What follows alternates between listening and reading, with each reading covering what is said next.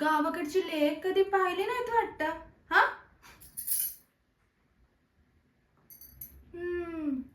माझ्या वेणीत जीव गुंतलाय वाटतं तुमचा. काय? बरं बरं बरं, ऐका. मी आज सोनाई, मेंढपाळ धनगराची लेक आहे. आमचं आयुष्य ना भारी सोपं नसतं. एकदा का सकाळ झाली, डोळं उघडलं ना की कधी मेंढ्यांमागं, कधी घरामागं, तर कधी आई वडिलांमागं धावपळ सुरूच असते बघा. बरं, आम्ही कधी बी याची तक्रार करत नाही, कारण आम्ही धनगर आहोत ना.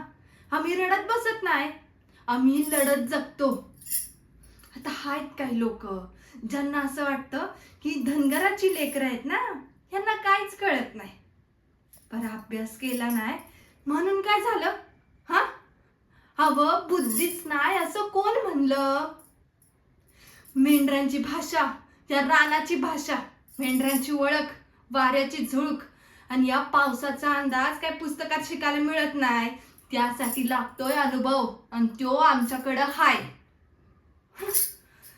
आणि एक हाय बघा, ही सोनाई जे ठरवते ना ते ती करून दाखवतेच.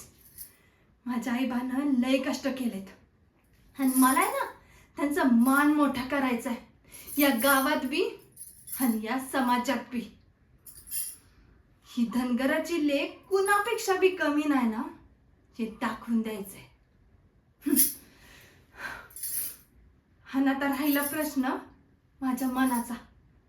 माझं मन जिंकायचं असेल ना, तर त्यासाठी बघा आधी माझा स्वाभिमान जिंकावा लागल. कारण मी आहे ना कुणाच्या बी दयेवर जगणारी नाही, कळलं का? स्वाभिमानानं जगणारी हाय. त्यामुळं आधी माझा स्वाभिमान जपा.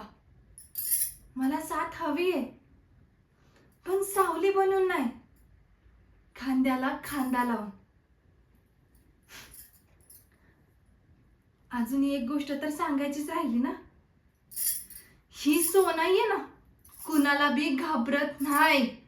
अन्याय जर झाला ना तर डोळ्यात डोळं घालून त्याचं उत्तर देतीया. कारण मी धांगरी हाय, म्या सोनाई हाय. चला, काय काम असेल ना तर सांगा.